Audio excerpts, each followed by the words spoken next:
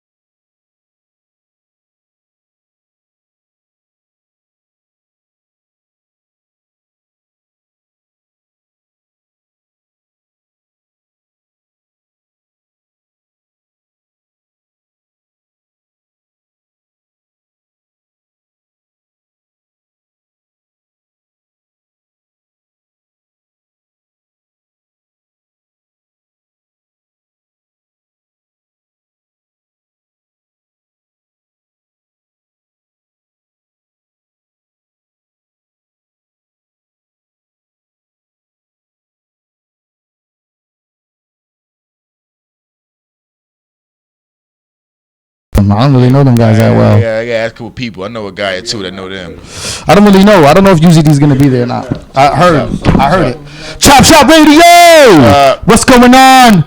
Everybody out there in internet, pod stream, Facebook, internet world. Make sure check it out. Everybody, we appreciate y'all watching the Facebook stream, but we want to make sure that you check out uzd.world. www.uzd.world. Forget it .com, forget it .org or .net. Yeah. Yo, this is a .world, yo. World. So check it out. Every Thursday, I'm gonna not be reality. You know what I'm saying? On Fridays, somebody else. They said the stream got no volume. On Fridays, he's Shaggy, doing his best Shaggy impression and shit. Shaggy. Oh yeah, so we can't really go into too many details like that because I like to keep Rude Boy Shaggy. I like to keep it, you know what I'm saying? But basically what happened is Shaggy Scooby Doo or Shaggy, you know what I'm Mr. saying? Bombastic. Alright. So what happened was we was at a party. You know what I'm saying? We was at a party. You know what I mean? It wasn't really a party. It wasn't really a party. It was a celebration. It wasn't even really a celebration. It was actually a taping. It was a taping. It was a taping of. It was half taping, half party. All right, man, you just shut the fuck up. Well, get it right, buddy. Don't get mad at me because you fucking up. You gotta put the label out there. Yo, so basically, like I said, real quick, we bring you the Chop Shop Radio every Thursday, 6 to 8. Thursday. We're not just a Facebook stream. We have an actual stream. If you go to our website, www.uzd.world, and click the Chop Shop link, you'll see this streaming, and you'll see the videos. That's the real stream. That's what we need y'all watching. Shout out to everybody showcast. Shout out to the OG. If you tune in now, you're gonna see Nabi doing the Macarena on the video. like so this. everybody tune in.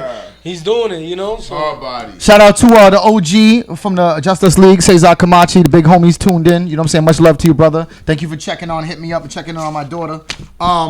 We just want to say real quick, shout out to Mike Boston and the Mobile Stew Project. What up, Mike? For those of you who don't know, we are the Universal Zoo Disciples, but we're also the Universal Collective. The Universal Collective is a bigger body of artists that are all around the world. Matter of fact, some of our fam in New Zealand are watching right now. They're all the way in New Zealand. It's actually tomorrow in New Zealand. It's Friday morning, I believe. Yeah. So shout out to our fam from New Zealand. Yeah, shout out to them tomorrow. Shout out, they're in the future. Yeah. Shout out to my man Danny Blunt. Shout out to Chula out in Shaolin. Shout out to Born Unique. Know what I'm saying? Everybody out in NYC, everybody watching and supporting us. My man Kenny down in Florida. So, wifey Lisa, you know what I mean? I hope you didn't catch that other part about, I was dancing so well. I got my Sean Paul on, all right? That wasn't Sean Paul. Was it? That was like Rude Boy Shaggy. That wasn't. He said bombastic. That wasn't Sean Paul? That was Fawn Paul. Whatever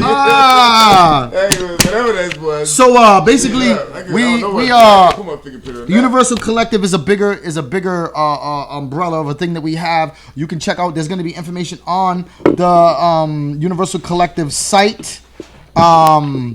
Check it out. When we get more information up on the Universal Collective site, but the Mobile Stew, if you want to look it up, it's MOBILESTU. It's a project started by Universal Zoo Disciple and Universal Collective core member Mike Boston.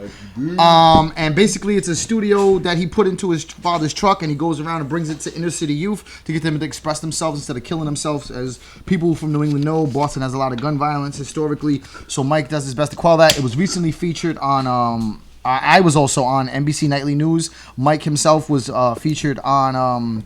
They went and did First Take, Now This, and then the Ellen DeGeneres show where Chrysler, not Ellen, donated a car and $10,000 for the projects that we're doing. And we were recently, some of the UZD team was recently in Boston filming a pilot pitch episode for a documentary series on the Mobile Stew. Basically, that means they're going to film it and then they're going to pitch it to Netflix and everything else. And the people that are producing the show have a couple of different shows already on TV currently. So we're looking forward to that. And if you want to support that, go to www.uzd.world or check out www.Mobile Stew, that's MOBILE stew.net. We on Instagram, the Chop Shop Radio. We on Twitter, the Chop Shop Radio. Check us out, man. We out there, yo.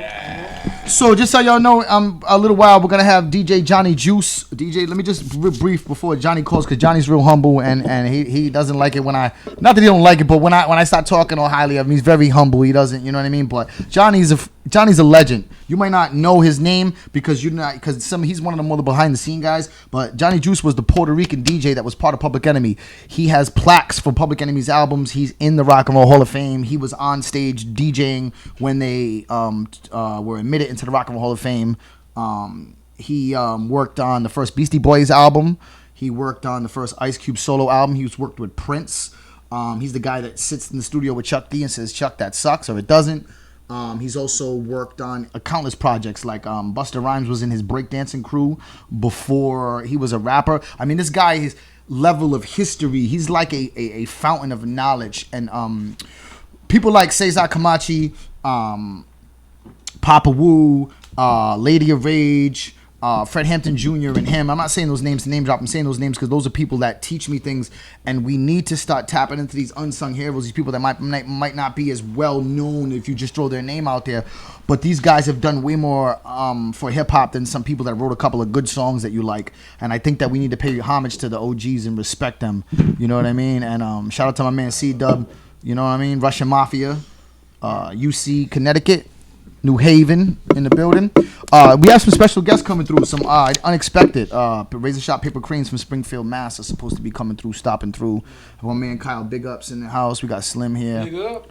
Real quick, I want to go over this before Johnny calls in. So this is. So what's that event right well, there? this is actually. Let's talk about the event that's coming up. Hold on, Friday first. Friday. Before you know what I'm saying? I'm saying Friday because Friday's first. That. So Friday we got a show with Casey Lamont at 43 Broad Street in Pawtucket. $6 admission, hosted by Dylan Walsh. That's a show that's going on tomorrow night, and then Sadat X this Saturday. It's gonna be UZD, Sadat X, Divine Ways Earned, and a couple other cats down at Jimmy's Saloon in Newport, 9 p.m. to 2 a.m. This will be the second time that we opened up for Sadat X. We opened up for Brand New being at the Golden Era show. And I was actually got to really kick it in politic with Sadat X and his manager at the RZA show. And I was backstage with his manager. He was kicking it. So it was a real good dudes, man. The gods are back, man. The OGs are coming back. So, did you want to talk a little bit about the Sadat X show, G's? It's about to go down. You know what I'm saying? Yo, if you're around the area, Newport, Rhode Island, man, come through. We gonna, you know what I'm saying? Do what we do. UZD's in the building. You know. All day, sail them down to the Newport. You know Beats by yours truly. You know what I'm saying? Showcast. You know, he'll probably be there too. So shout out to Showcast. Dope tickets for producer. You know what I'm saying? Be a good time. Good music. You know what I'm saying? Shout out to Bring Pop ass. Sounds. You know. Yeah. Straight up. We working, man. And then, did you want the Dirty Dirty? That's another show. Oh, well, before that, May 20th, Nabi Reality will be hosting, and it's going to be a dope lineup. M. Dot from Massachusetts, a couple other people. There's going to be quite a few dope artists in the building, man. I think Meta P is going to be there. And I know our Zoo Bullies, First Capital, the Zoo Bullies, GGO, Wu-Tang affiliate, Judah Priest, you know what I'm saying? Our brother right there, he's going to be coming in. That's May 20th at Firehouse 13 on the south side of Providence. Firehouse 13, make sure you check Central Ave. He's coming to catch wreck. Yeah, he's coming through, man. He's going to be here. You know what I mean? Oh, shout out to the big homie out there in Shaolin, hands on. Peace, brother. Yo, I was talking to Judah Priest the other day. He's doing a show here May 20th. He says he's going to try to get you to come down. I don't want to put you on the spot or nothing, but if you can make it, hands, come on down to Rhode Island, brother. Make sure you send us any new stuff you got, man. Make sure you check out Hands On Entertainment. He's gonna make sure you check out that when it drops at Meth Lab 2. I think it's called the Lithium. No, I don't know if that's the next meth joint. But we had done a really dope interview with Hands On in Shaolin at the Meth Lab / Hands On studio. You know what I'm saying? So Hands On, you know what I'm saying? That's our fam right there. When we in Shaolin, that's who we gotta go see when we out there. So shout out to you, brother. I see you grinding. And if y'all ain't listen, man. Y'all want to hear some real hip hop? You want to hear some real hip hop? Type in Hands On, HANZ, then space on, and type in PLO. Just look that up, yo. That's real hip hop right there. You know what I mean? And he's got a bunch of dope videos too. So like, I don't always like to play because like I always say, Hands On is his own man. But I can't help but to note that he's on like 11 of the 18 tracks off the Meth Lab. You know what I mean? Like, who but Redman has been on that many tracks and been able to hold it? You know what I mean? Because some people might reflect on Hands On as like you know, more like a goon or like a soldier, but he's not. He's a general and he can spit. So get with it, brother. Much love to you, brother. We'll see you when we're back out in Shaolin. So did you want to say anything else about the upcoming shows?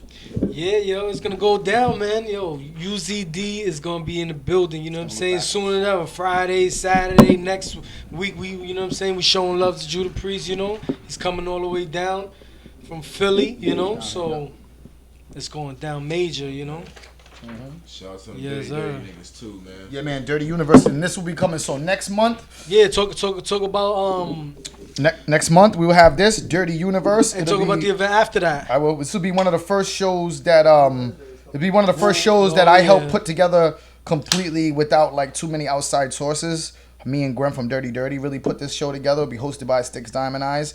We're gonna have a special guest performance that we're not gonna mention right now, but it's gonna be DJed by Cadillac Jackson. Be right here at Alchemy, right over here on Richmond Street in Providence.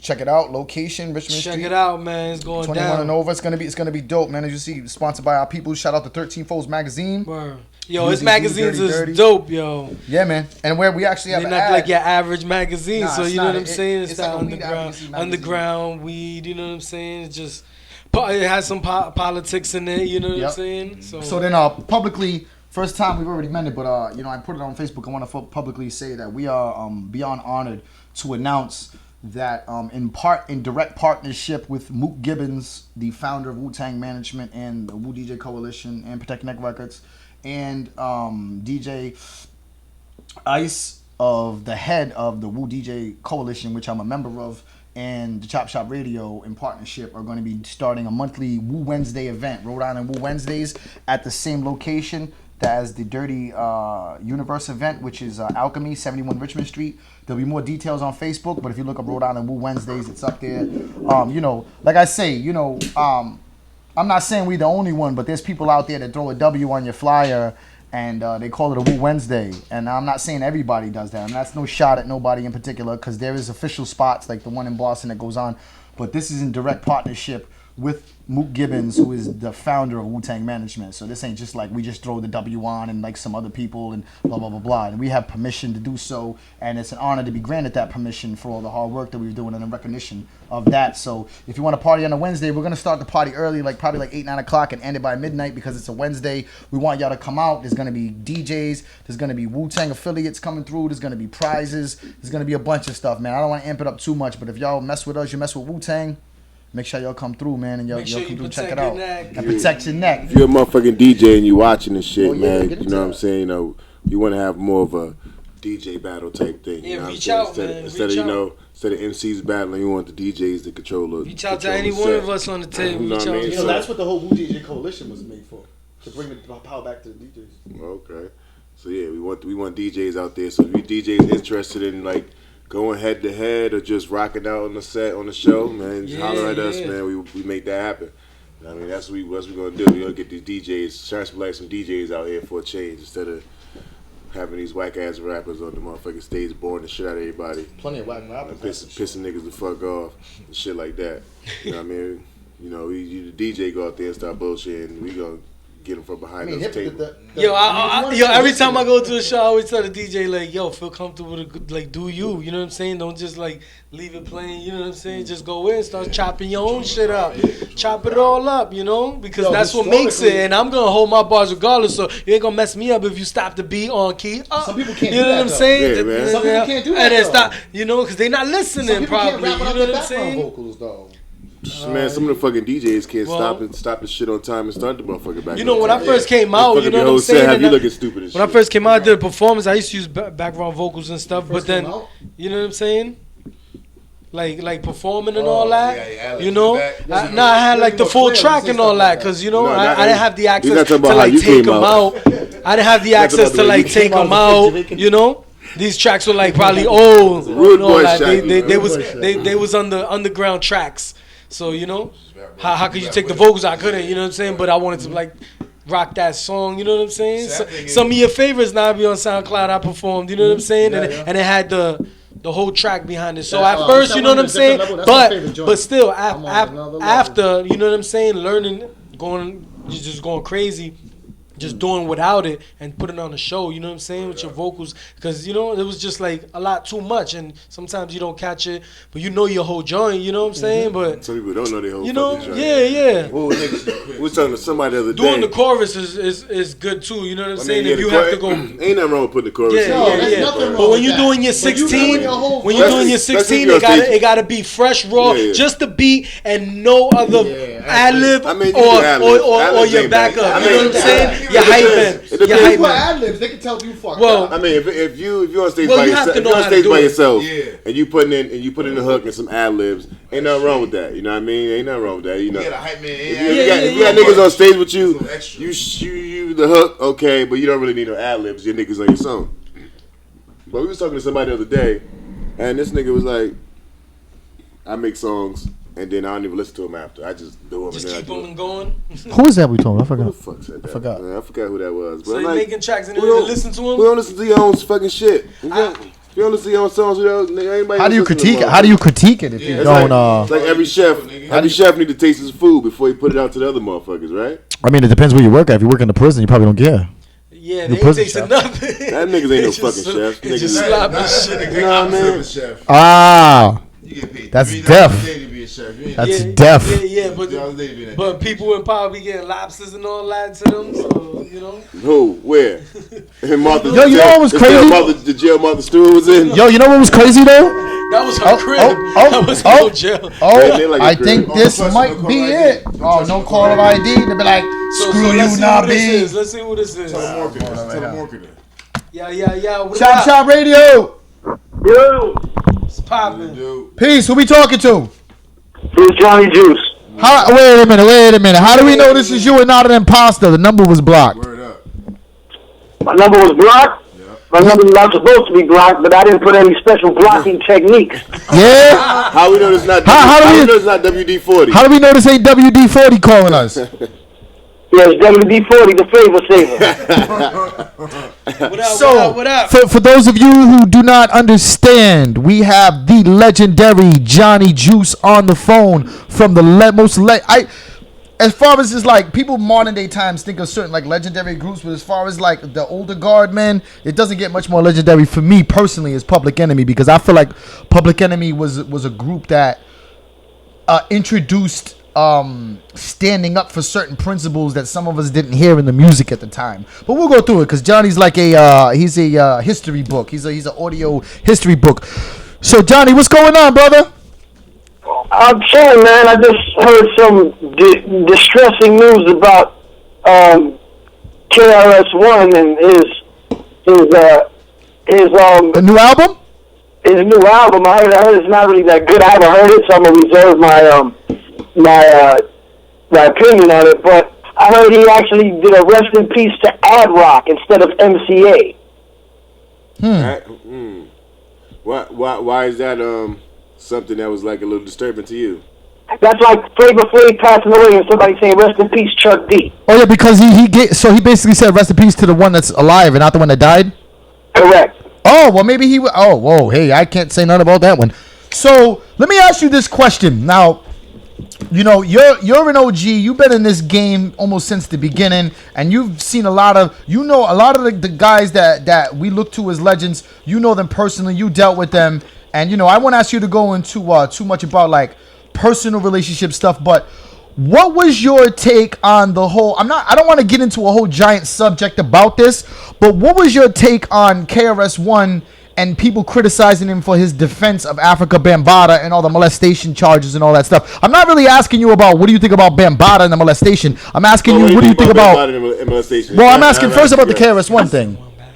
Well, I mean, first of all, whether he's innocent or guilty is either way. Before I defend anybody, and and I got to defend people I know against a lot of things. And if I'm real tight with him like that, I sit down and I talk to him like, yo, listen, man, people are asking me questions, man, be straight up with me.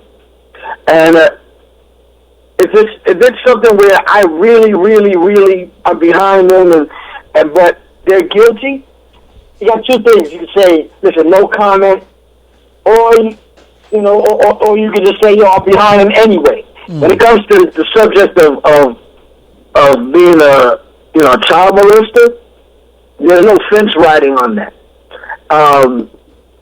The thing is, if I talk to my boy, or I talk to enough people and it's unequivocal, I'm like, yo, I can't stand behind you, bro. I don't even like R. Kelly because he peed on young girls. I mean, I got daughters. I got 3 daughters. I got 2 granddaughters. Understood. You know what I'm saying?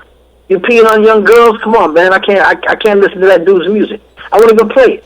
I get that. I get what you're saying, and I respect that. What I'm saying is because like a lot of KRS-One has always had high. He's always been in high respect from the hip hop community in general, and then there was a lot of criticism. Around his defense of Bambaataa, but it wasn't. But to me, in KRS-One defense, I don't feel like he was defending Bambaataa molesting kids. He was saying that is my boy, and until I know differently, I'm gonna stand by him. Like that's what I felt was like his take on the whole thing. You know what I'm saying? Well, I heard the comments, and I'll be honest with you, when he kind of semi-validated it by saying, "Yo, in the hood, we got killers. We got that's not an answer." Yeah, I mean, That's he not an was answer. like, if I'm not mistaken, he was basically like, yo, I don't really care if he did it or not. You know what I'm saying? He's a legend, he's this and this, that, and his legacy can't be touched. Basically, it seemed like that's what he was trying to say to me. Exactly, and you know what? And this is always been my problem with hip hop. It's also my problem when people say, "Juice, you are hip hop." I'm like, that's bullshit. I'm not hip hop. I'm bigger than hip hop. Hip hop is such a small part of me. How dare you limit me to this bullshit you call hip hop? You're gonna sit there and allow a man, a regular flesh and blood man, you allow him the latitude to do shit that you wouldn't allow anyone to do because he's hip hop? Yeah. Are you kidding me? First of all, if he had a kid and that dude touched that kid, he's gotta be looking for him with a gun. Yeah, he wouldn't be saying that shit then. Right. So I don't buy that. Hip hop doesn't make anyone a celebrity to me. We Well, that's because but to be fair, Johnny, yeah, your experience is different. You've sat and broke bread with probably 98% of the legendary, well-known rappers in the world. But let's just call it what it is, Johnny. I know your story a little better than I think than some other people because we talk. But there's plenty of people that know who you are and know what time it is. But for the people that are a little younger and don't know, He's there for the birth of hip hop. wait, was it? He was there for the birth or the birth? The birth. BIRF. You know what I'm talking Birth, about? BIRF, no doubt. Birth. Just like Dorf. So we got that. So switching on. So Johnny, just so I would like to just briefly skip through just a couple of questions, and then we can talk about what's going on now because I don't always want to talk about the past. But I think that there's people that don't understand your level of contribution. Could you? I have a question. What do you think about people that say certain hip hop artists aren't hip hop, like the new guys, wave? Yeah. like the new guys, like yo, Lil Yachty ain't hip hop. Like how is he not hip hop? What do you think about that? Like you say, you know, on the other side, people are like you're not hip hop, you're not put in the box. But we think about people saying that certain people aren't hip hop, that are hip hop artists. That's a real touchy subject to me. Did I explain? I already explained to you my diffractive prism theory of hip hop, right? Yeah. So if I did, you already know that I don't see hip hop necessarily as a culture. I see it as like a filter. If those dudes want to filter whatever passes through them, and the product is some mumbling and some bouncing their head over it, fine. I don't care. You want to call it hip hop? I don't care. It doesn't. It's not my filter. Mm-hmm. Even when cats are doing like I'm gonna bring up a taboo subject. Biggie, right? Yeah. Biggie is not an East Coast rapper to me. Biggie sounds like a West Coast dude rhyming on East Coast beats, and he says Brooklyn every 5 minutes. So people, when they hear Brooklyn, they associate it with his style, and they say, "Oh, that's that Brooklyn shit." No, it ain't. It's some West Coast funk riding and track shit. Mm-hmm. I can see that. Yo, Johnny, I gotta ask your opinion real quick on something that we had an argument with. We argued till 5 o'clock in the morning. This pound for pound, and then we're gonna move on. Pound for pound, lyrically, who do you find superior, Biggie Smalls or Big Pun? I think lyrically, Big Pun. Yes. Yes, and it has nothing to do with him being Spanish. Oh no. Hold on. But I think songwriting wise though, I think Biggie writes better songs. Yeah. I think lyrically.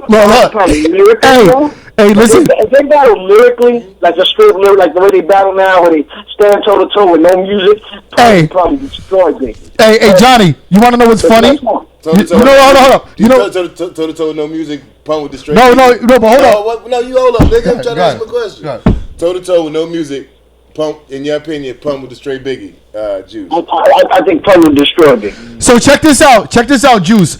Me and my team was up till 5 o'clock in the morning arguing about this, right? And they said it was because I was Latino that I stuck up for Pun, and 2 people from our team just chimed into the live feed and said Pun over Biggie. They do happen to be Latino. Just saying. Yeah, they do. I mean, and you know what? And you know, but my favorite. It's a Latino thing. To break this up, we have to go to 2 white guys. We gotta go to 2 white guys. 2 white guys. The thing is, honestly, Pun just had better wordplay. It was just that simple. I mean, that's like the same argument for Biggie over Tupac or Tupac over Biggie. Tupac had a way of making you feel his songs probably better than Biggie did. And he had a wide range of and he was more diverse than a Biggie. But even if his range of material was the same as Biggie's, he just had a way of he had a way of emoting better. That doesn't mean he was a better lyricist. He wasn't. It just means he was I think Pac was a better artist. Exactly. But I'm not a Pac fan at all. Really. I mean, I opened for this dude with Leaders one time in was it Rochester or Buffalo? In Buffalo. And we got snowed in. It was either 93 or 94. Like, it was the very winter, so I can't remember if it was right before New Year or right after New Year.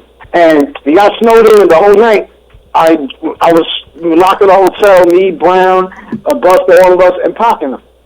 And Ice Cube was the headliner, MC Lyte was on the tour, and then some local dudes. And ironically, neither Ice Cube nor Pac really ripped the crowd. The one who ripped it the most was Lyte.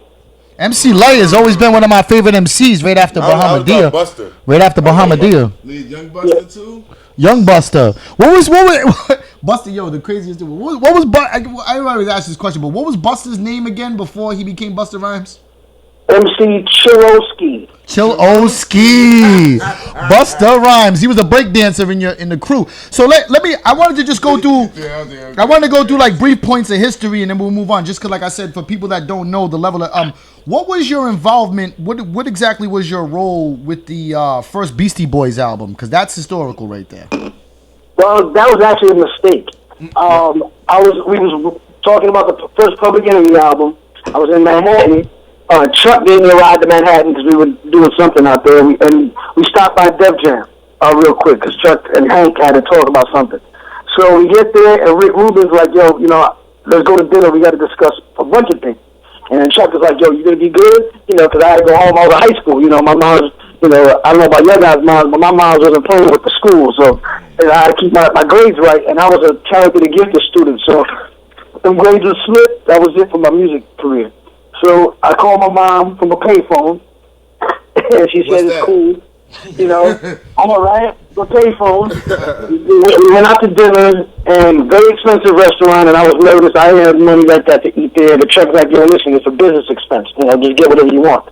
And I still felt weird. I'm like, nah, from where I'm from, you don't just buy shit you don't got the money for. So I had a little something, and I let them talk about what they were talking. Russell Simmons, Rick, Chuck, and Hank, and Keith. And then Rick was saying how, he had to bounce because he has to find a DJ because he's working on this project with these white dudes. And the DJ, whenever they show up or whatever, I wasn't really paying that much attention until Hank said, actually I think it was Tank or Chuck. It was like, Juice could do that shit. And he's like, what? And Rick wasn't really aware of me like that because, keep in mind, no DJs were signed to Public Enemy's record deal. The only 2 people signed to Def Jam were Chuck and Flav. Mm-hmm. Terminator wasn't even signed as a member of the group. So he was like, all right, well, whatever. And he's like, we need to do this now, though. So I'm like, oh, man, I just called my mom and told her I was going to be like an hour late. I'm going to be mad late. Somebody in the studio all night. So I'm like, and then Chuck was like, well, we going to bounce back to Long Island. I'm like, well, how the hell am I going to get back home? So Rick was like, I got you.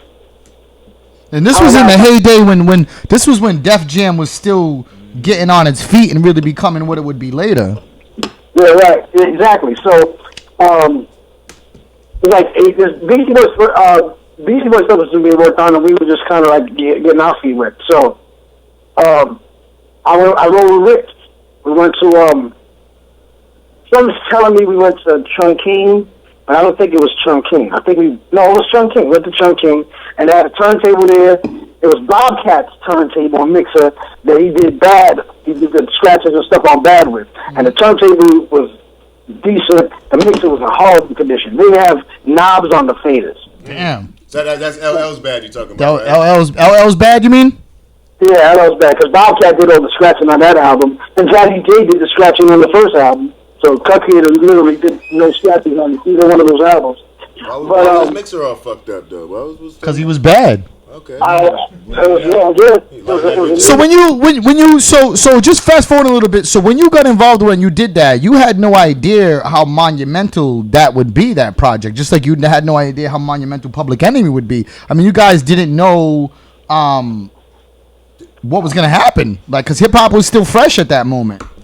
We didn't know shit. I mean, all I was doing was I was just happy to be getting our record. I'm like, shit, we doing a record, let's do it.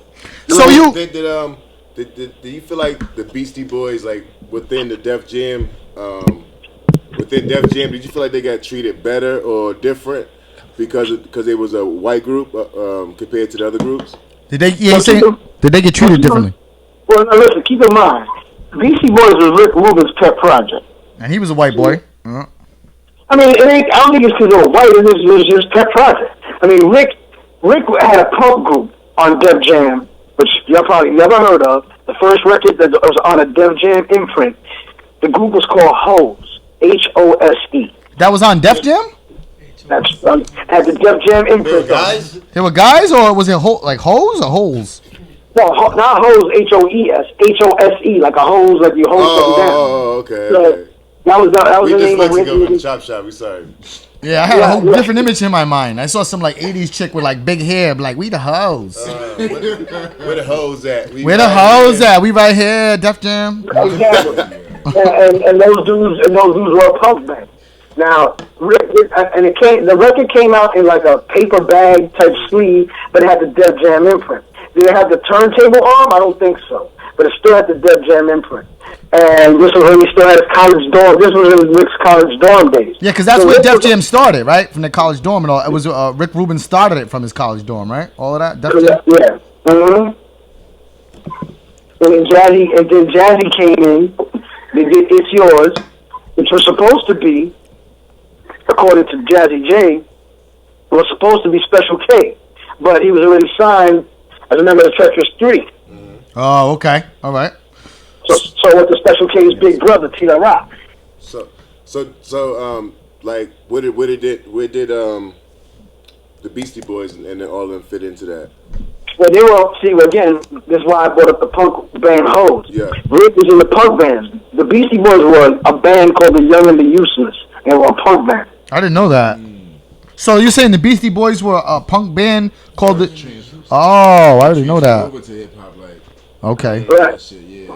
They were a punk band. I remember seeing the everybody back in those days had a glossy, little glossy headshot for, when you try to get a deal and stuff.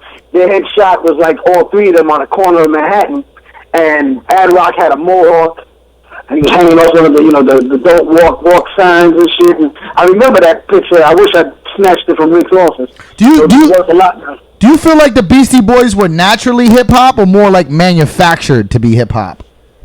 Well, all you gotta do is listen to their second and third album, and you already know the answer to that. Those motherfuckers, they fucking know. They're more hip hop than most people that will ever be. Right. I mean, respect on that. And that was the thing about it too, because you can hear in their music the rock influence too, like certain songs. You know what I mean? And just the way they had their whole style of the music. So like they kind of infused them both together, type shit. So moving. I mean, the thing is, you gotta understand, man. A lot of people play the whole they're white, but Futura 2000. Zephyr, they were white. Yeah. They were Wild Style, right? Paul C. He's white. Yeah. Third base, and all them. Yeah. Yep. No, a lot of that. That's what I'm saying. They act like Eminem was the first white rapper. That's how people act. I mean, white people have been involved in hip hop. Snow wasn't really a rapper. Snow was Jafaican. He was Jafaican. Okay. Canadian white boy. I mean, obviously a lot of graffiti artists like Scene, those kind of cats. Yeah. He's known as probably one of the greatest graffiti artists of all time. I think he's doing tattoos or some other shit, but he's in Brooklyn now. But hip hop again, like I said, it's not. It was never about color to me. It was about oppressed, broke people. And I lived in the Bronx in the 70s. And there was a lot of oppressed, broke white people that lived in the Bronx. I had a neighbor named Patty. He was, I didn't know his real name. He happened to be Irish, so we called him Patty. That dude was broke just like the rest of us. You know what I'm saying? My man Crazy George, another white dude. That dude actually died. He fell asleep on a park bench drunk and he's frozen.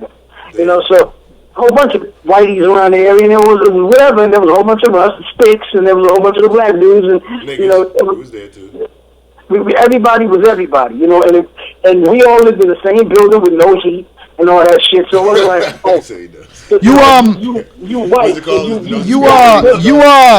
I remember in an interview that you had done on another show, you were talking about how hip hop was a byproduct of the South Bronx, of the poverty and the police oppression. But you talked about also like all the buildings burning down and the climate of that. And it's almost like it was the semblance that I got from what you were saying is that like hip hop was a product of hope in a sea of hopelessness, because the South Bronx at the time when you were coming of age and at the time that hip hop was coming of age was on fire, literally. Like buildings were burning and they were trying to burn the poor people out, right? To gentrify it years ago before all this current stuff. Is that correct, or? Well, yeah, the Bronx is burning that whole. I mean, there's a good documentary about the Yankees. Keep in mind, 76, 77.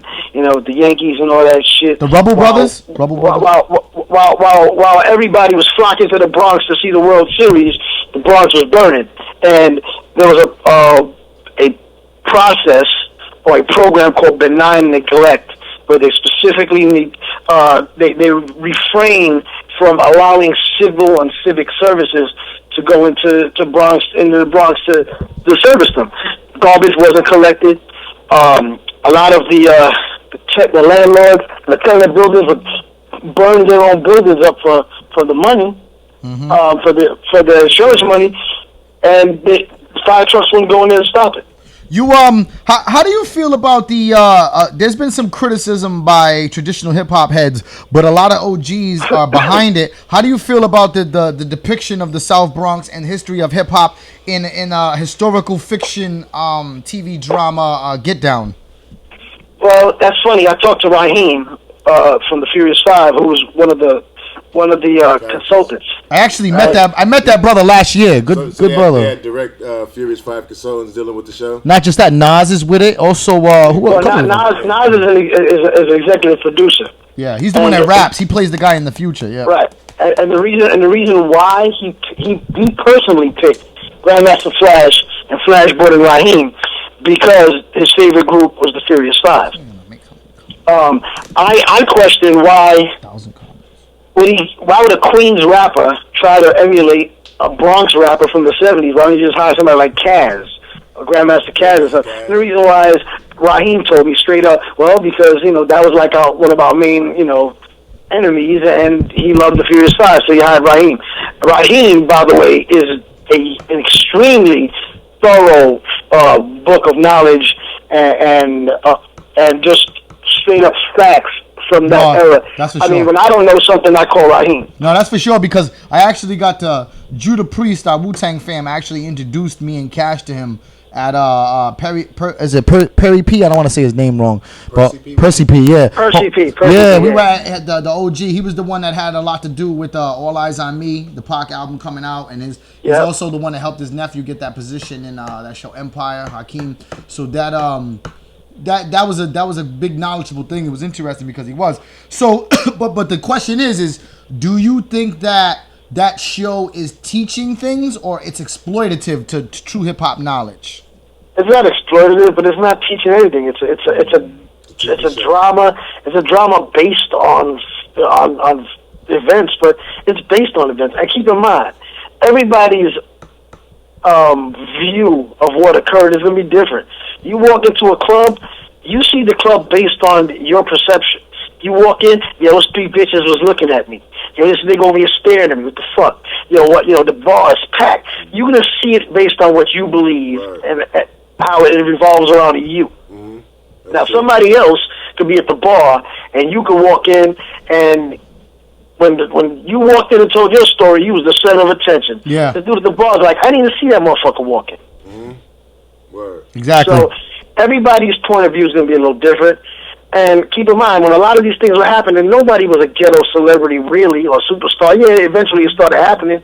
So, you know, people start stretching the truth a little bit. You know, obviously, sometimes people tell the story and their perception is skewed. You know, remember when you were young and you went through your junior high school and the lockers looked so big, and you go back now, you're like, look at this little shit. Right. Yeah, for sure. Right. So yeah, I exactly understand what you're saying. It's like, and to the point of that, you know, some of the truth is not interesting enough for TV sometimes. So you gotta add a little adobo on the story. A little. Why is it gonna be adobo? Because he's Spanish, like Latino. I mean, like what? I use adobo too. You use adobo too? The yellow tie. Dominican, Papa. The yellow one, yeah. You know Dominican, what? I'm Papa. gonna tell you something. You said Dominican. I'm gonna tell you something real interesting. The thing that's mostly associated with Dominicans or people from the islands, especially like Puerto Rico, Dominicans, is plátanos, right? Yeah. Well, you know, plantains are not native to the Caribbean. They were brought over from Africa. Word. So next time somebody calls a Dominican a plátano head, man, he's like, yeah, man, he's from West Africa. Well, they are Right? Africans too, man. We all Africans. Exactly. So, you know, that's why I'm like, come on, man. But in any case, yeah, you know, I see that and I'm like, yeah, all right, well, all right. It's a TV show, man. You know, if you want to do a documentary, you do a documentary and we make it tight. The thing is, based on the true story. right. The thing is, if you're an enemy of somebody, right? You're an enemy of somebody. Are you gonna like really feature them in the story you telling? No, you're gonna be the winner. Yo, I'm gonna tell you right now, man. In the many years I've been on this planet, nobody's got their ass kicked. Every time I talk to somebody, yo, man, I never really got my ass kicked. Yo, so I need to find the island where all the people that got their ass kicks live, because apparently everybody I talk to whipped everybody's ass, but nobody got their ass kicked. So no victims around here. That's like the Biggie story, and you know they kicked Little Kim out of the bro. You just asked for one, Jesus Christ. So you know that's like the Biggie story, right? Where they kind of like put Little Kim to the back. And you know, Faith and Biggie's moms was in control of the whole story thing, and they made Little Kim kind of to be like the desperate side chick. Oh yeah, they showed her like in a. What do you think? Like you're saying they showed her in a non good light. Not necessarily good. It's almost like, all right, she was just a side chick, and she was just there, you know, on the coattail, and she was just a little freaky little bitch that Biggie had on the side and whatever. But that's not the story that Little Kim's gonna tell about the intimate details of her and Biggie's relationship. You know what I mean? Mm-hmm. So that goes along with that. Yeah, I mean, again, you know, everybody has to kind of like big up their role. You know, I never bigged up my role in any of the shit I did. Mm-hmm. Yeah, I remember when we had the whole conversation about being in the Rock and Roll Hall of Fame. You blew that whole convo off. You were like, whatever. Rock and Roll Hall of Fame. Rock and Roll Hall of Fame, you know? Smash, man.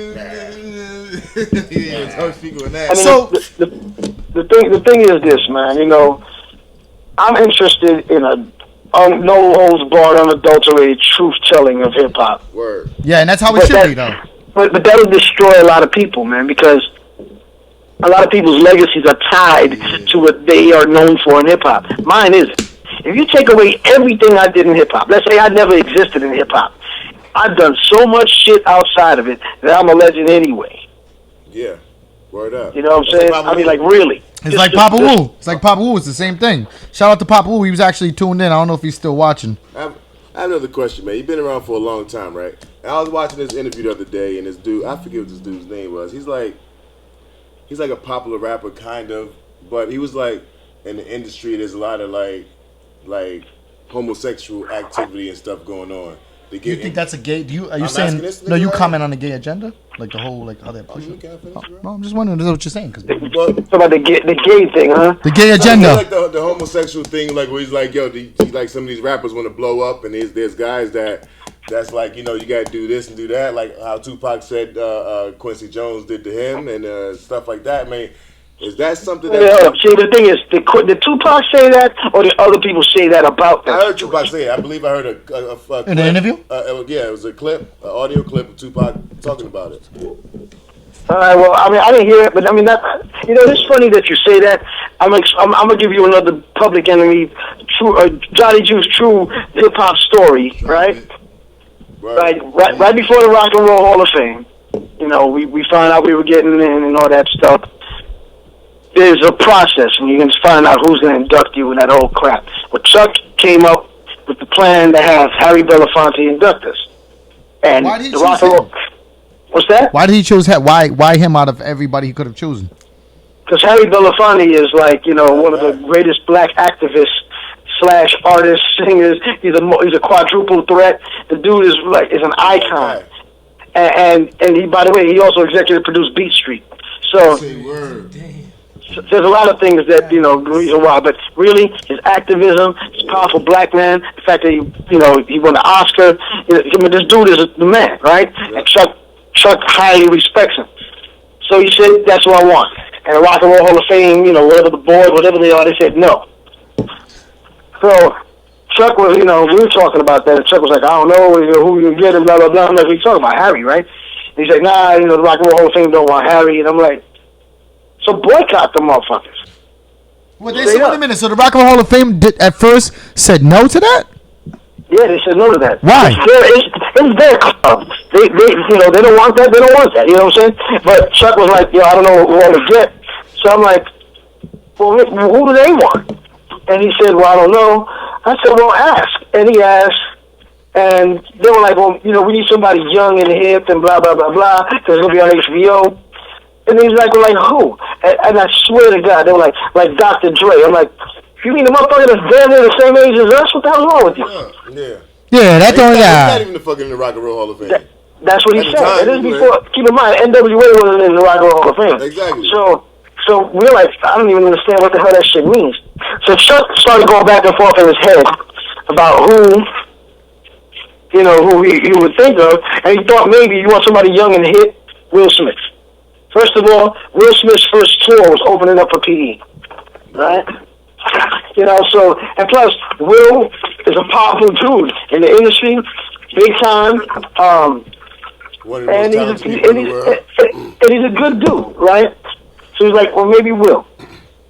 So Chuck wanted to reach out. And Chuck reached out through his people, and he got in touch with Will. And first thing Will said was, is Griff going to be there? And, of course, Griff's going to be there. I don't know. Well, why? I'll tell you why. Because Griff has been all over the internet telling everybody that, you know, that Will is gay and all this other shit. I can see why that would be a conflict. He didn't want that confrontation. He didn't want to get coat chopped. She might have got real.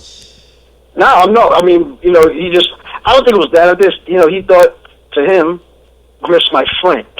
Why do you say that? But what would you have done if they would have gotten into a fist fight on stage? Would you intervene or just step back and watched? Oh, that's their fight. What am I supposed to do? I'm from the Bronx. Two people want to fight, you let them fight. That's real, though. That's real. Yo, be honest. I know they're both your friends. Be honest, though. Who would win in a head-up fight, though? Professor Griff or Will Smith? That was before Ali training. Before the Ali training. Yeah. Not now. Like, at that time. That was before training for Ali, exactly. No. Was that before Ali? Listen. No, it was after. Griff is nice with his martial arts, but Griff is 5'4", and he weighs maybe 140 pounds.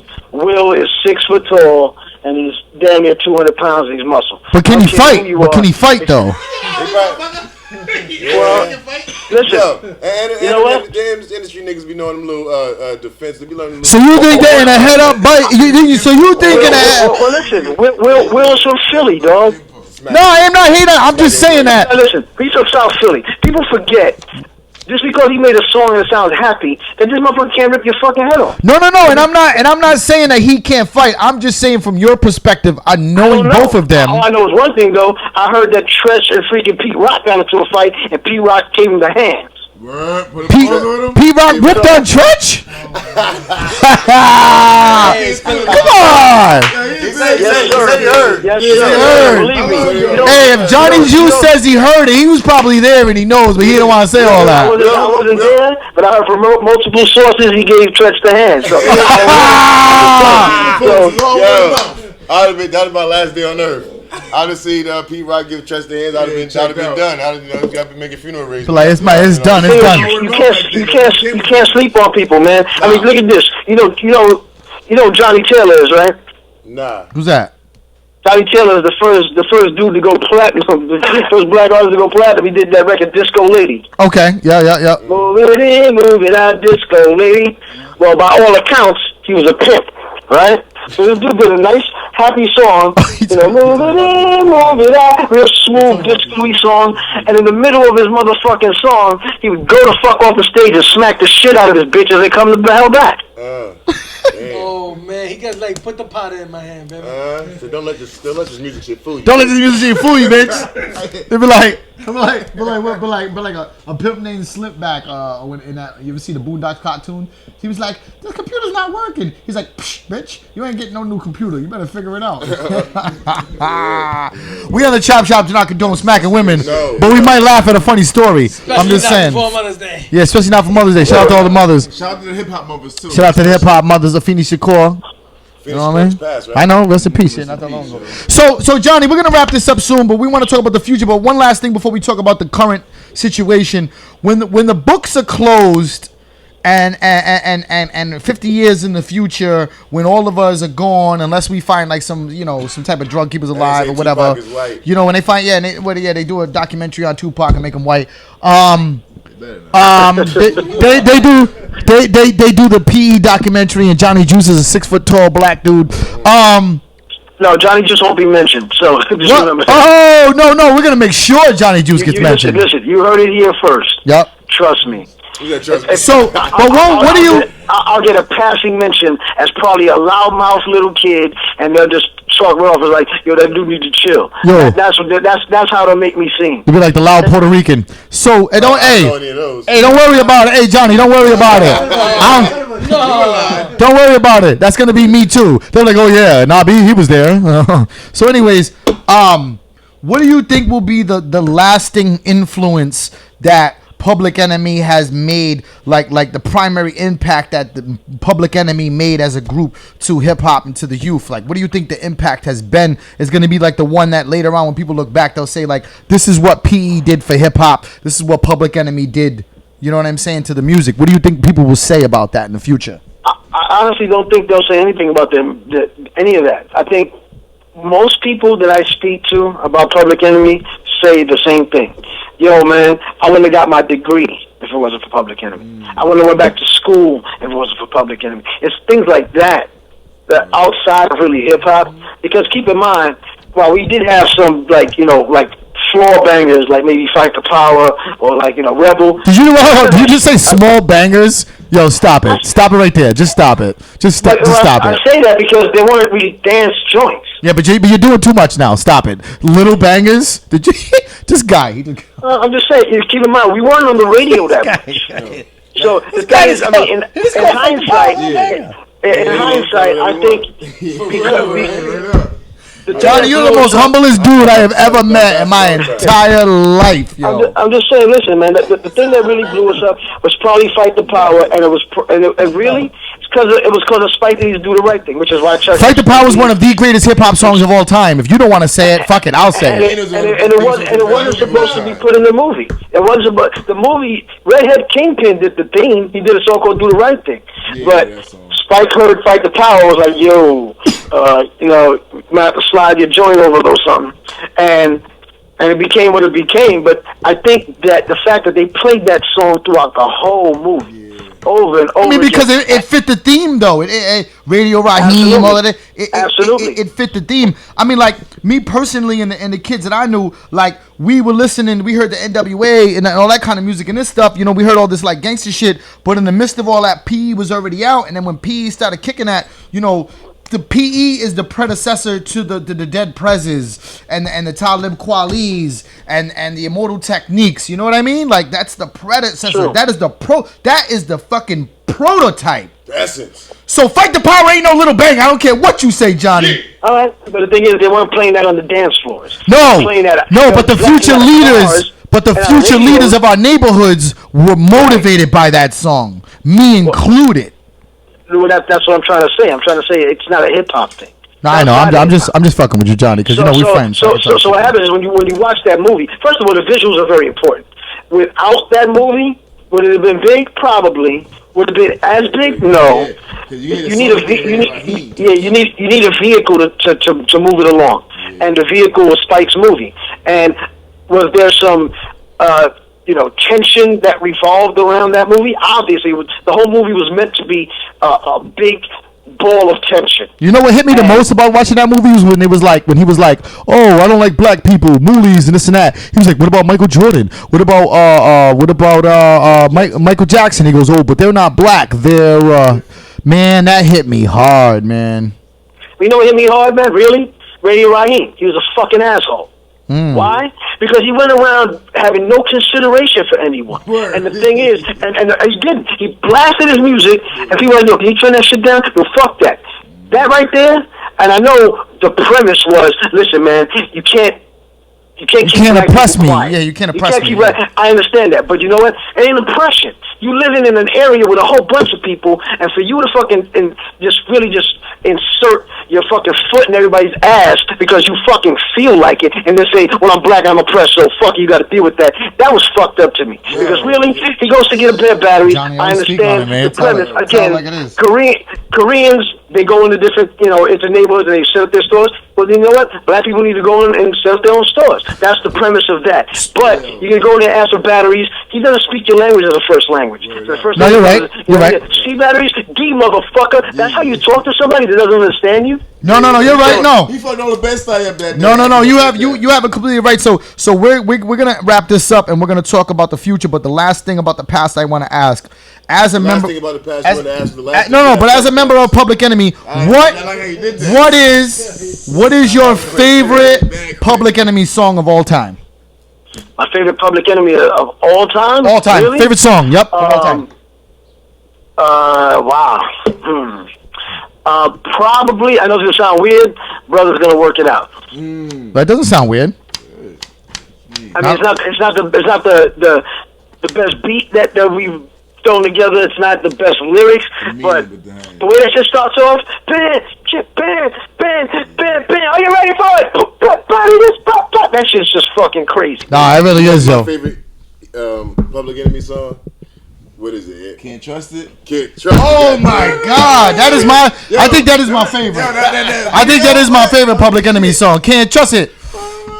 They said in the middle of a show. Yeah. They played that. They did the premiere to that. Can't Trust It. Show or something. That beat, probably, the cut down. Yeah, the cut down. So moving forward, Johnny.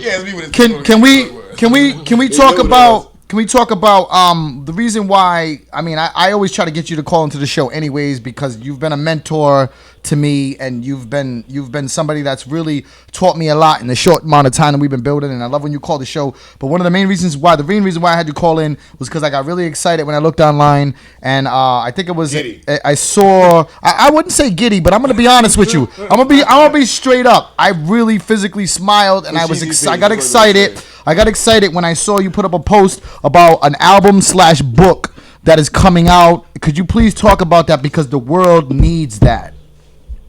All right. Initially, it was just going to be a book. I was going to call it Behind Enemy Lines, and it was going to be essentially about, what I had to go through being, this background dude and all this shit I did.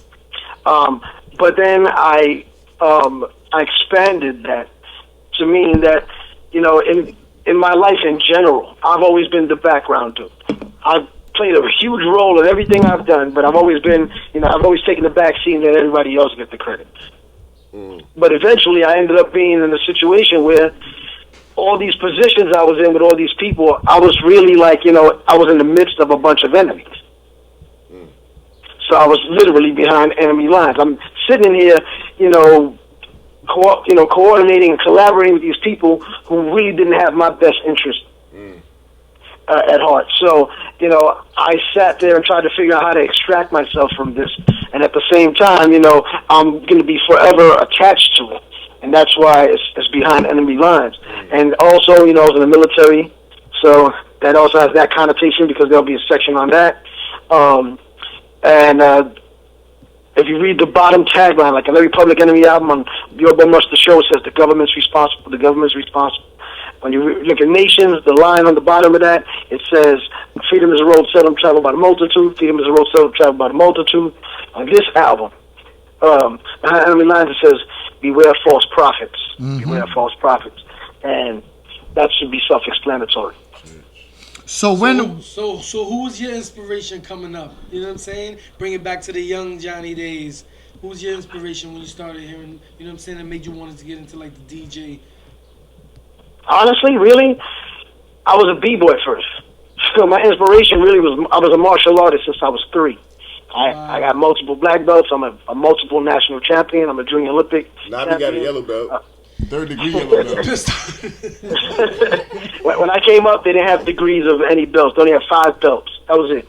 And various I was dance forms. And I was the only kid in class. Back in the 70s, they didn't really teach kids like that. So I was inspired by Bruce Lee, obviously. You know, the Shaw Brothers Kung Fu flicks like everybody else. And that helped me with my b-boy moves because I also was inspired by my uncle who was a airborne ranger in Vietnam, and he's also a martial artist, a black belt. He's when I first started teaching me.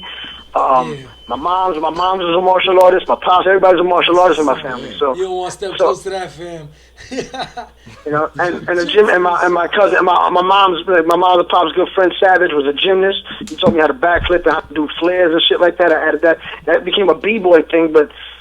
You know, I would see these guys bring out the turntables, you know, and that shit looked like that was the one for me, you know what I'm saying? They could control people. It was like they were like Jedis, and they could do a Jedi mind trick on a whole crowd of people by playing the right song. What was your b-boy movie at that time? There was no b-boy movie when I was b-boying at the time.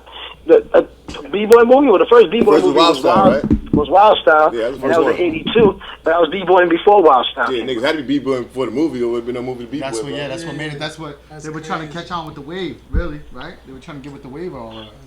Yeah, B-Boy didn't get big until the early to mid-80s. Like, B-Street came out in 84, and that's what really blew up, you know, people rocking and shit. So the L shit was like back in New York, a bunch of niggas walking around like they knew karate and shit. And niggas was fugazi with it.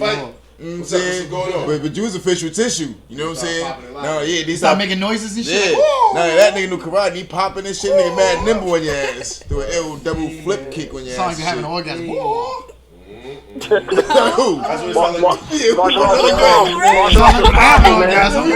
Sounds like a kung fu flick. He's going all in. You can't have an orgasm. It sounds like a Latino kung fu flick. Platanos. Platanos. That was just clarified. Yeah. This guy, he don't listen. Don't worry. So Johnny, in closing, when is the drop date for the album / book? I don't have a drop date yet. I can tell you that I spoke to some cats like Rob Swift, who's going to be joining me, and Theodore, a lot of the people that came before me on the turntables. Mm-hmm. Some of my peers, I talked to Jazzy Jeff, who says that he's down to get on a song with me. But some of the songs will feature people that you probably wouldn't expect on an album from a DJ. I'm gonna have Mandrill on it, The Emotions, members of the Ohio Players. Right. That's gonna be legendary. Right. Yo, so I usually ask people what's their top 5 rappers on. Who's your top 5 DJs like of all time? Shit, rappers too. Of all time? It don't matter. My top 5 DJs of all time. Well, I'm a bunch of them. Jazzy J, and Red Alert, they're cousins. Plus, you know, they bought a certain thing. Grandmaster Flash, obviously, because when he was doing what he was doing, nobody was doing that shit. Grand was a Theodore, but he didn't invent the scratch. There wouldn't be none of this shit. Wouldn't be DJ, yeah. And Grand makes a DXT. Hey. Those are my top, original DJs. Moving forward, all the X-Men, because the motherfuckers are phenomenal and what they did. Rock Raider, Rob Swift, Total Eclipse, Joe Sinister, Sean C, who was nasty, Steve D, who invented beat juggling. Gotta give one of them credit. I can't forget my man Diamond J from the X-Men, the original X-Men. Yeah, yep. The Scratch Pickles, obviously, on the West Coast. Cut, Qbert, D Styles, Mixmaster Mike, DJ Apollo, Flair, all of those cats. Damn, man, there's just so many. I mean, I'm still being influenced by DJs that are out now. That's what's up, though. That keeps you relevant, though, right? And it keeps you with a pulse to the people when it's like that. Well, Deuce wants to know top 5 MCs. So it has to be MCs alive. Top 5 MCs that are alive. Rakim, Big Daddy Kane, Cool G Rap, Chuck D, and Scarface. Scarface is definitely one of my favorites. All right, so if people want to, real quick, before we let you go, if people want to stay in tune. Honorable mention, right there on the edge, Andre 3000. Oh, he's one of my favorites. What? How can people stay in tune with what's going on with you if they want to follow you on social media? Okay, you can go to my Facebook fan page. It's Facebook/DJ Johnny Juice. On Twitter, I'm at Johnny Juice. On Instagram, I'm at DJ Johnny Juice. I think I'm Johnny Juice on Snapchat too. But you can email me at johnnyjuice@gmail.com. What kind of snaps you be getting, Johnny? What's that? What kind of snaps you be getting, man? You be getting those? I get snaps from my daughters, man. That's how I see my grandkids, man. Oh, that's what's up. I'm on there really just to see my daughter, my 2 daughters snap the hell out of everything every day, and I see more there through with my grandkids than I do when they just send me a little video clip. I'm like, yo, man, I watch my kid. I feel like I'm right there with them. Yeah, it's the day-to-day, you know what I'm saying, images that are throughout the day. I don't have a Snapchat. I just hear all the dirty shit. Yeah, the Snapchat doing. I never had a good story about Nah, Snapchat. that's not true because my Snapchat, you know what I'm saying, so people you know. Moving on, Johnny. I don't do the nasty that kind of thing, man. You want to see that, man? You got to hit me up direct. Whoa! I got Abby's attention real quick. Hold on. Look. Wait a minute, I'm not even gonna. Yo, soon coming, the Johnny Juice sex tape. There's another album I'm doing. I didn't tell you about that one. My next album is the Porn Star Stunt Doubles.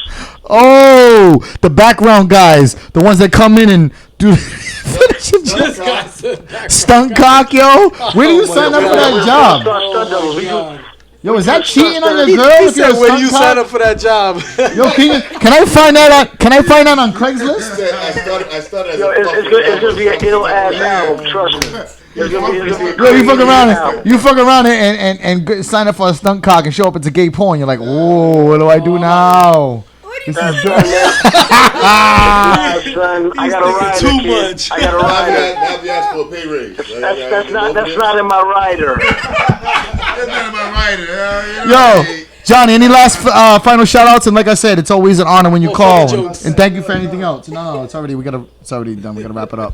But thank you very much for calling. Any last shout outs before we let you go, brother? Yeah, no doubt, man. Just thanks for having me on again, man. Y'all guys have a good night, and I gotta get back to this remix I'm doing for Joe Bataan. Oh, do your thing, man. Yo, tell Chuck and Faith we said what's up. Yo, much love to them guys. No doubt, man. Peace. Peace. We'll be back in a couple minutes with the final portion of the Chop Shop Radio. Make sure you tune back in a few minutes. Peace. Hallelujah, have a back.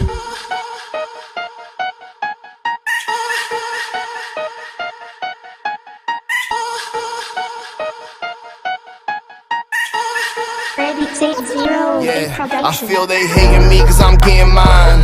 But what they don't realize is I've been here for a minute, and that's a long time, and I'm with it. I came from the smaller state and I did it. I keep my brim low on my fitted. I got them rims tucked when I'm sitting up on them airbags and I lift it. I get lifted off of that loud. Play connect the dots in the clouds. Man, that's how I'm feeling right now. I'm so spaced out, but I'm down. I stay blazed out, so I'm up. Like I'm driving a monster truck. But which one? Probably be a grave digger. Bigger than a Bigfoot mudslinger. I go hard when I'm on the gas. You can't keep up cause I move too fast. It's that old state of mind. I'm gonna ride that way till I'm not alive or I'm dead and gone. You gon' hear the song, I'm gonna live forever. That's word is born. best. I go in for hours, I'm good. I smoke, I drink, and I party. I smoke, I drink, and I party. I party hard till the sun goes down. When the sun comes up, I'm passing out. I smoke, I drink, and I party. I smoke, I drink, and I party. Yeah, I party hard like Mardi Gras. Hands to the sky, reach for the stars. Got the DJ spinning that new shit, who's this? Young folk got the mic, let's do this. New kicks in the whip, that's too clean. Music with the movement moves me. I move on, my car got shoes on. I ride out, I'm a roller, hold on. Roll up in a red Ferrari, white Bugatti and a green Ducati. I'm Italiano, rock Ferragamo's. Got my Yellowstone from FN to model. Don't worry, ma, I'll be back tomorrow. YOLO the motto, I kill the bottle. Think about it, I be surrounded by speakers pounding, don't blink. Get it poppin', I ain't never stopping, no flat line. I'm gon' keep it rockin'. I'm on the move and I ain't never pocket. I'm gone, baby, I go. I'm on the road doing all these shows, trying to push the shit into the million souls. So that's going gold like 2 times with my 2 chains. Feel what I'm saying? I'm good. I smoke, I drink, and I party. I smoke, I drink, and I party. I party hard till the sun goes down. When the sun comes up, I'm passing out. I smoke, I drink, and I party. I smoke, I drink, and I party. Roll that, light it up and smoke away the pain. Yeah, roll that, light it up and smoke away the pain. Here I go again. Yeah, I'm the quarterback where I came from. Kick snare and that bass drum. More money gon' make some. More money gon' make some. These haters oughta be wildin'. They just mad that your boy is shining. Man, I'm trying not too hard. It comes too easy. Oh my God, oh my God. Look at me ballin'. I say money's all that's important, but it makes it easy. Best believe me, like on TV, you'll catch the repeat. Now I be on the beat like a beast trying to eat food. Better yet, competition, I'ma eat you. Seek to destroy, time to deploy, time for your boys, time to say time for some action. I smoke, I drink, and I party. I smoke, I drink, and I party. I party hard till the sun goes down. When the sun comes up, I'm passing out. I smoke, I drink, and I party. I smoke, I drink, and I party.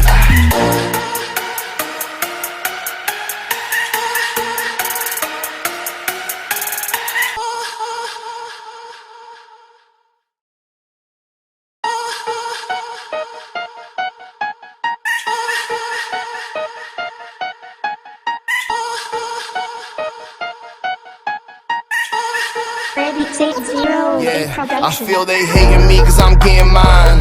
But what they don't realize is I've been here for a minute, and that's a long time, and I'm with it. I came from the smaller state and I did it. I keep my brim low on my fitted. I got them rims tucked when I'm sitting up on them airbags and I lift it. I get lifted off of that loud.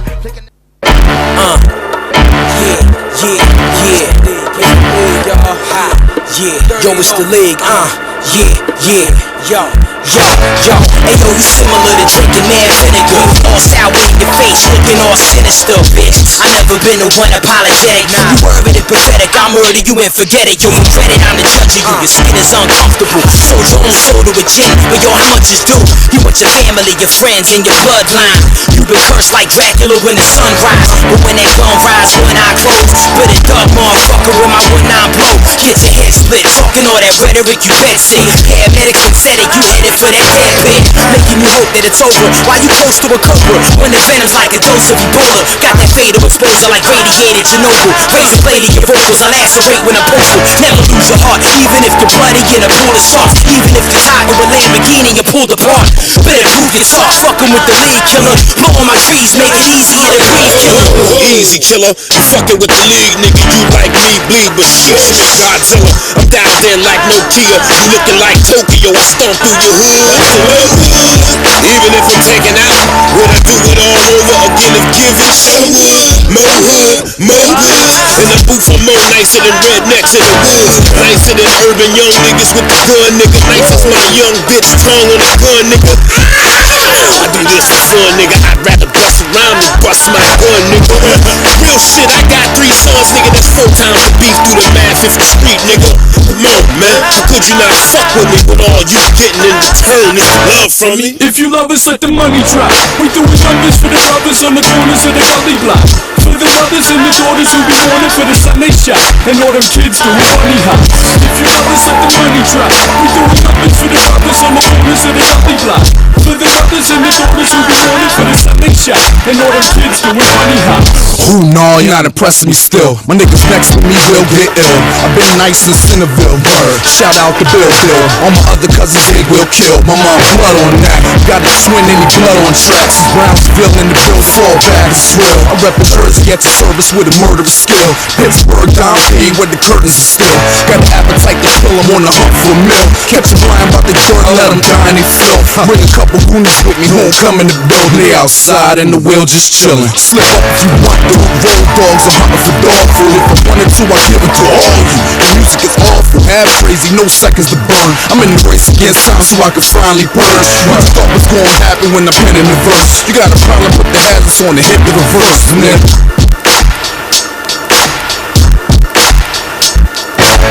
Cógelo con take it easy. Coño, los molos que make it bleed. The break the polio, they made it Stevie. I'm in the studio quarantine in the booth with a flow like straight polio with no way to see me. No way to see me. I have an alibi. You want to catch me on camera when the hands fly. I tell the truth even when I lie. It's the point of me putting my hands in the Bible. I don't believe in God. It's me against the world. I'm gonna be the odds. Pick something out of this world. Someone between stars. I need a spaceship. Battlestar Galactica. The box that's matched for each one of my passengers. Each one of you have to get adjusted to the atmosphere. Brush your hat, you hear the beast that we master. 30, you know the league. We ahead of a time, no need to worry. I fix the flush capacitor. If you love us, let the money drop. We doing numbers for the brothers on the corners of the gully block.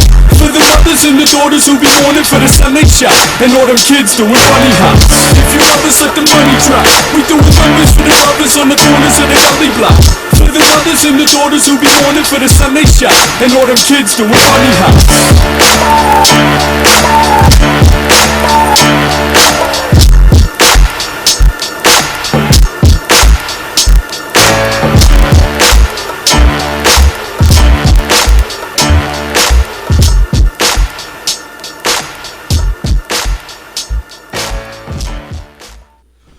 Chop Shop Radio Live. I'm hooking up the Facebook stream because you lazy motherfuckers don't like to go to the website www.uzd.world. We don't do it .com because we're fucking global. That's how we do it. Shout out to our chapters out in New Zealand. Our future chapters of our Universal Collective family coming up. It's looking like Brazil and South Africa is going to be coming online soon.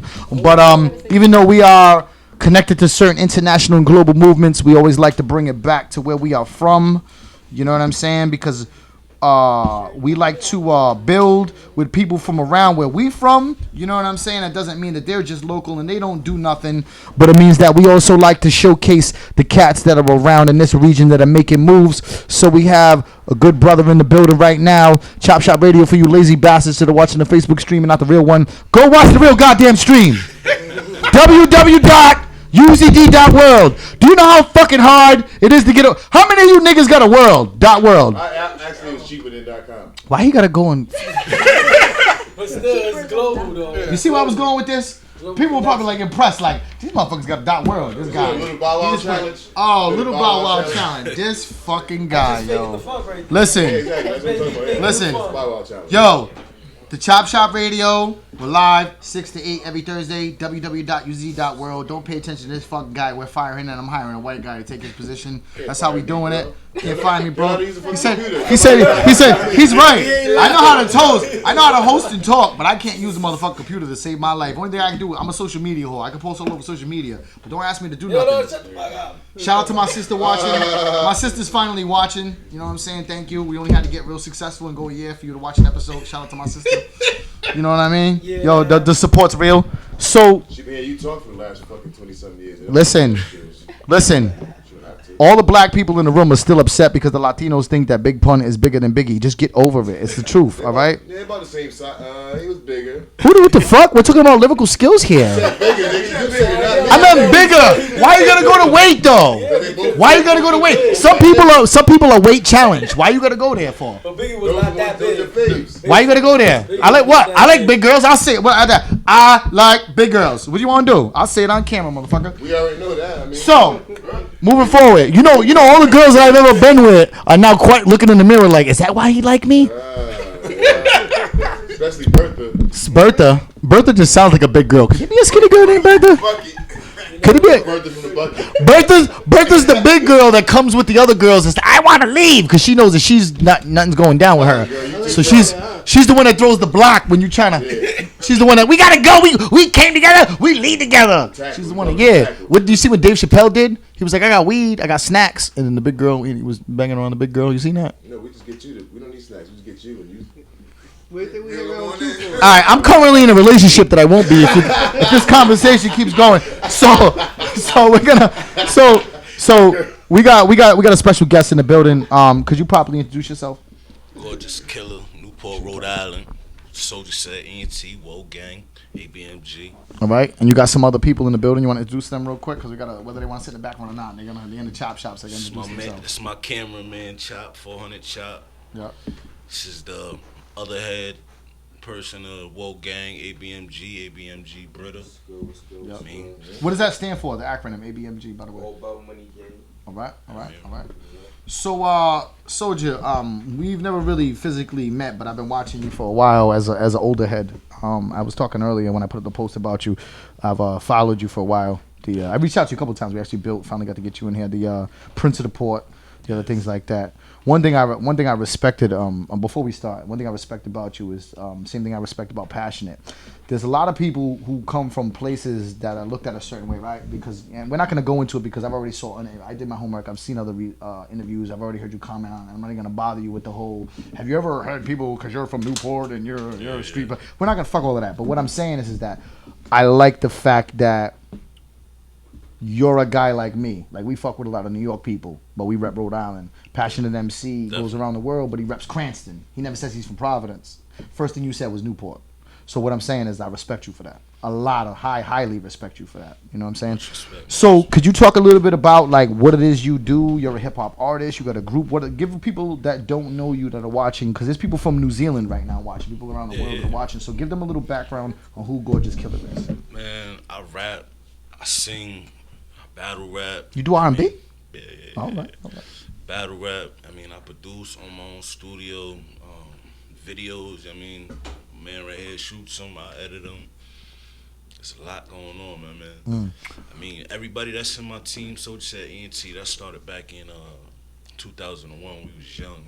It started out just a little street group. And we turned it into music, and then got older. The Woe Gang came apart. Woe Gang stands for winning over everything.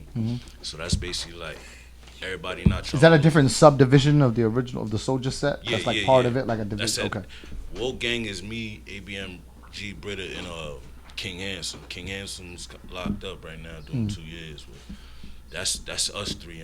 Winning over everything. Basically, the older dudes that are or the young ones from Newport, basically trying to get everybody together on one platform and kind of unifying into one thing. You know what I'm saying? Like I got Soldier Set, ENT, Britta, he has ABMG, and King Handsome, he has Woe Gang, but we all as one unit. So I understand different chapters of the same family. I get it. As somebody who has 3 different chapters of my family, I get how it works. They're individual chapters, but they work in unison on certain things with different heads. So I'm gonna ask the question that I already know the answer to, because I heard like I said, I did my research and interviews. But for the people that don't know, they would say that's a very interesting name, Gorjus Killa. Yeah. So where does that name come from? That name came from my mother and King Handsome. Like growing up, King Handsome used to call me Killa. You know what I mean? Everybody in the streets used to call me Killa because I used to be wild, always acting up, always in some type of trouble. So they used to call me Killa. My mom always used to call me Gorjus. So I just took the 2 names and I just put them together, Gorjus Killa. And I just stuck with it and ran with it. Yeah, and you But the name brings attention. You know what I mean? it does bring attention, and that's it's important with a name. And I like the fact your mom half named you. Yeah, I mean, because it's interesting because my Wu-Tang fam, my Wu-Tang Killer B brother Solomon Childs, we interviewed him, and he was talking about his original name when he first appeared on Capadonna's albums. He was on the Pillage and all of that. His name was Killer Bams. And he said his mom wasn't feeling that shit. So he chose Solomon, which was like his middle name, and then Childs, which is his mother's last name, because his mother was like, you ain't gonna be calling yourself no Killer Bams. So you know what I mean. So it's cool that your mom, you know what I mean. Like it shows the different type of relationship. Yeah, like, you know what I'm saying? It's something different. You know what I mean, like even the way I spell it, like I don't spell it the normal way. I spell it the way, like a slang way. Whenever I see it, it makes me think of the word gorilla for some reason. I see the G. A lot of people say that too. Yeah. Because I mean, I know your name, like I said, because I've listened to your music before, and I do it. So could you talk a little bit about the what I felt was very successful, because it was more than one installment of the mixtape series you had, Prince of the Port.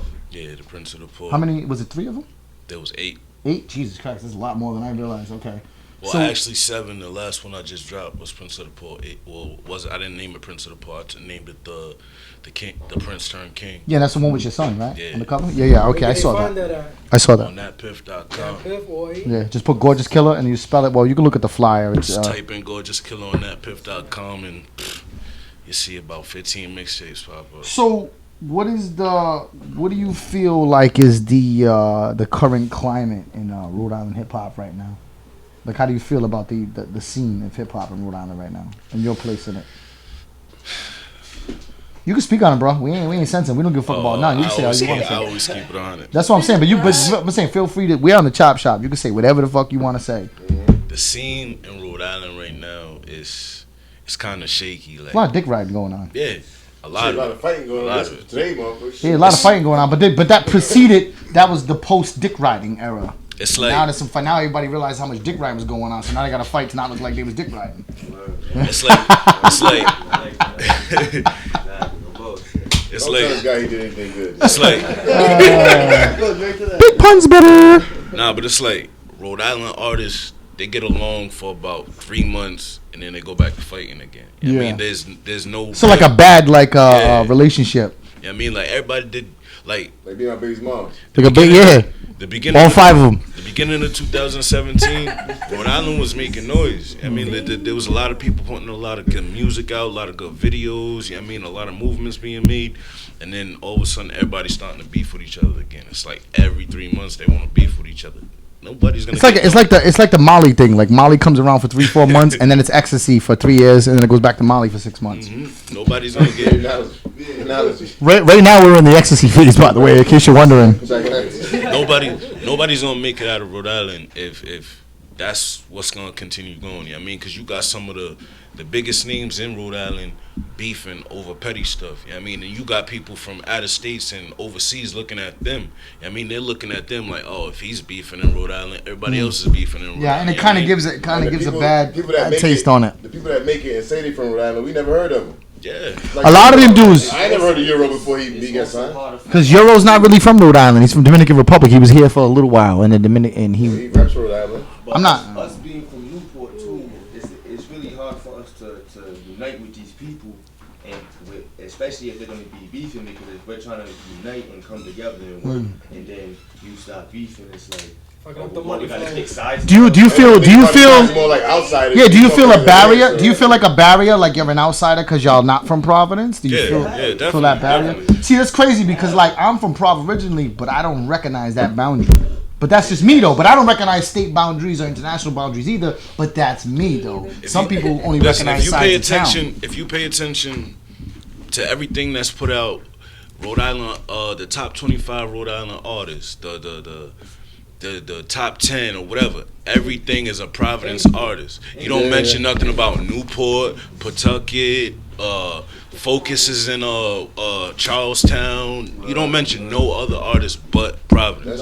And Rhode Island has so much more talent than But I don't think that's right, because some of the best talent I've ever met personally has come from places like Woonsocket. And I've met plenty of real thorough street dudes and MCs that come out of Newport. Man, I seen concert shows and shit where motherfuckers from Woonsocket be on the stage and niggas be like, yo, they be feeling their music, and niggas be like, yo, Woonsaka in the building, niggas be like, all of a sudden, like, nigga. And that's crazy, because, like, this ABMG shit, it comes from Woonsaka, from my homie Ray. He's locked up doing 2.5 years now. But I just took it to Newport and expanded it out there. You know what I mean? People don't realize that they have these images of the world, right? And their images, if they think of Newport, and they think of like mansions and shit like that, but they don't realize there's housing projects. Like I met some real thorough dudes, like I'm saying, from all places. Like I've met bitch ass dudes from Brooklyn, and I've met real dudes from Maine. It's real and fake everywhere. You know what I'm saying? I know that, and a lot of people, but their perception of reality doesn't always, especially Americans. You know what I'm saying? We're so like, we think we're so educated, but we're really some of the most ignorant people in the world. Because the world knows so much shit. They can speak other languages. We're so other cultures. Like 5 different languages. I know people from other countries that speak other languages, but anyways, how that relates to all of this is that, you know, like I said, I don't want to go too much into that subject only because I've watched other interviews and I've heard you talk about it, and that's got to be a sickening subject to go back to. So rather than talk about all of that, right? Because like I'm saying, I like to talk about other shit because that's already been talked about. We know what it is. If you think that the only talent in Rhode Island is from Providence, you're a sucker and you don't know hip hop. That's it, basically. Jeffrey Osborne is from Cranston. I'm born and raised in Providence. You know what I'm saying? I'm born and raised. I know he's no rapper, but I'll go on record saying that. Like if you think the only like some of the Viola best MCs I've ever Davis heard of Rhode Island is from ain't even Central from Falls. Providence. You know what I'm saying? Just like some of the best MCs I know now are not even from the United States. Amen. You want to take it up a notch, yo? You really want to talk about some real shit. It's but true, anyways, though. moving on. What is the future for Gorjus Killa and Soulja Set? Like, what can we look at? I noticed you dropped that new video. I posted it to the event joint. I was feeling the track. You know what I'm saying? That white kid wasn't yours, right? The blonde kid. Yeah, that's my son. That's yours, your son? Because I got a white son. That's what I'm saying. Half white myself. No, because your son, like my because your son. I'll show you a picture so you don't think I'm trying to clown. No disrespect. Your son, like my son, is shockingly white. But you're darker than me, so I was like, yo, I was like, look at him chilling on the block picking up this random white kid. But I was like, nah, that's my son. That's my son. Well, my son got blonde hair and blue eyes, but I'm a lot lighter than him. We'll be out somewhere. Me, him, and his son. He'd be like, oh, you guys, you know, a black guy and a white guy can raise a black guy and a Puerto Rican guy. And a gay couple could, Well, it's either that, or I say, you don't realize how hard it is to raise a kid singly after his mother died in that plane crash. I usually say that. Like this nigga right here. Somebody's sleeping on the couch tonight. They're gonna hang this dude someday. So what is the future like looking like? Because I saw you drop the video. Like, so with the Prince of the Port series, you've been doing that. But what about like the group as a whole? Like, are y'all working on a collaborative, like something from y'all as a project, or what's going on? Me and Britta just dropped the Wool Gang Part 1 mixtape. We working on Part 2 right now. That's on that Piff as well? Yeah. All right. We working on Part 2 right now. What we'll do is later you'll send it to me. I'll post the links to the Chop Shop page so people that are watching can follow. We're going to drop Part 2 of that probably in like July. We got the Soulja Set Part 2 mixtape. That's dropping within next month. No set date on it, but like towards the end of next month. And then after my battle, I got another battle coming up. You got a battle coming up. Where's that at? That's in Providence. Where at? I'm not sure the location yet. Flyer hasn't been up yet. But that's where Hip Hop is Life and TBL. All right. So again, how do we follow you again on what's your website, whatever? You can follow me everywhere. On Twitter at The Real Gorjus K. You can follow me on Live Me at Gorjus Killa. Facebook at Alonzo M. Butler. My music page, Gorjus Killa on Facebook. Everywhere. SoundCloud. All you gotta do is type in Gorjus Killa anyway. You doing all the production, you said? Yeah, I do all my production myself. New Orleans time? You ever been you know where Bourbon Street is? Where? You know where Bourbon Street is? It's in New Orleans. Like where they have Mardi Gras, right? Like that. So Bourbon Street is known for, they got a lot of bars and shit right there. So this is part of the show we call Bourbon Street. And we need some bars. We need some bars from the Gorjus Killa. That's what you call. Take us to Bourbon Street. Bourbon Street. Serve those shots. I heard you got some R&B flavor, so you want to drop something on the mic? You did say. Singing voice ain't on today. All right. We'll accept that. We'll accept that. But Bourbon Street is mandatory. One of members of our group's not here, Super, and he's one of the. He's good. He's nice and flowing and shit. And then all of a sudden, like we know this nigga for years, and all of a sudden, like the other day, this nigga came out singing and shit. Like, yeah. We called him. Our group is UZD, so we call him Stevie UZD. Yeah. Spring love. Yeah, like came out with some freestyle shit. I was like, where this come from? So yeah, we need some. Whenever you're ready, bro. Whenever I'm ready. Yeah. The floor is yours, Chairman. First off, I'm back, but I never left. I earned so many stripes, I'm like a fucking ref. I keep a hook for the fans like I'm Artest. A perfect picture with the words, I'm an artist. Yes, who fucking with GK? I see so much cake, you would swear it was my B-day. I'm in the hood running blocks like relays. When them shots ring, you gon' hear it like a three-way. Boy, I shoot more than Curry in the finals. All I know is money, stack it up, make it pile. You ain't talking dollars, then it ain't worth the while. Violate, cross the line, and that thing go pal, you heard? Beef like rap, I keep 16. I'm in the booth with the gun, that's a heat 16. Listen, I'm from the ocean state, that's where the sharks swim. You can't swim, then you better play your part then. And fuck who the best rapper in the city. Connected from Newport, Cali down to Philly. A couple don't feel me, they all won't heal me. But I keep the heat at night in case it's chilly. Man, I ain't seen a book since the 8th grade. I'm from the bottom of the bottom, never had it made. For them diamonds, I'm poking hearts like a game of spades. You ain't never felt the knife in your rib cage. I almost died in that hospital bed. But if he really wanted death, he shoulda aimed for the neck. Homos don't count, he don't get no respect. And every night of war zone, I'm trying to get me a tech. Listen, all I move is dope, boy. Keep it on the LO. All I smoke is grams, 4 in the Rello. GK. Bourbon Street. You trying to spit real quick before we wrap it up? You gotta switch spots though, cause you gotta get to the mic. Swing it around. That was my R&B. That was my Latino flavor by Papi Chulo. It's your boy, man. Brother ABMG, man. You know. I said, bars off the top. I ain't fucking with these dudes 'cause they be calling the cops. I'm on the block. I got a post-up shop. The works fire, ask the fiends, yeah, I keep the drop. Keep the knot in the pocket. Hating on your boy, my man, you should stop it. Cannon real big, spitting like a rocket. They hating on my style, yeah, they try to knock it. Me, I play back, I just watch it. I'm talking about the scene. Chasing no hole, my man, I'm chasing this green. Loyalty run thick, nothing come in between. Dressing all black, man, you know I'm on a scheme. Drinking the purple, yeah, got me on the lean. My team, ABMG, Whoa Gang, Double S. If you ain't talking that, my nigga, fuck the rest.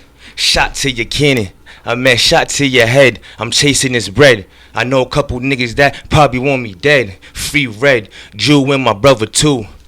They all lock, man, who would've knew? It's nothing to get the him and just clap.